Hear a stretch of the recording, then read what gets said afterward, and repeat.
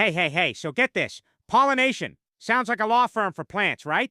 But really, it's how plants make more plants. Pollen is this powdery stuff made by the male part of a flower, kind of like plant dandruff, and it needs to get to the female part, the stigma, to make seeds. Why would a plant want to do that? So it can have babies. Duh! Now here's the weird part. Plants don't have hands or tinder, so they use helpers. Bees, butterflies, birds, bats, even wind and water can move pollen around. Bees land on flowers for nectar, food, and get pollen stuck on their fuzzy bodies, then carry it to the next flower. That's like bringing someone a donut and accidentally starting a romance. Why do you think bees stick around flowers so much instead of just ordering takeout? There are two main ways pollination happens. Self-pollination, where a flower fertilizes itself, and cross-pollination, where pollen comes from a different plant. Self-pollination is cozy and safe, like eating cereal alone, while cross-pollination mixes genes, giving stronger, more diverse plants. Kind of like not marrying your cousin. What happens to a species if it never mixes things up? Would it get boring or fragile? Some plants rely on very specific partners, like a certain orchid might only be pollinated by one type of bee. If that bee goes away, so does the orchid. Scary, right? That's why habitat loss, pesticides, and climate change are huge problems. Less pollinators means less fruit, fewer seeds, empty grocery shelves. Well, maybe not for me. I'll still find snacks, but for the planet, yeah, that's bad. So how can we help? Plant flowers, avoid pesticides, give bees places to live, and support habitats.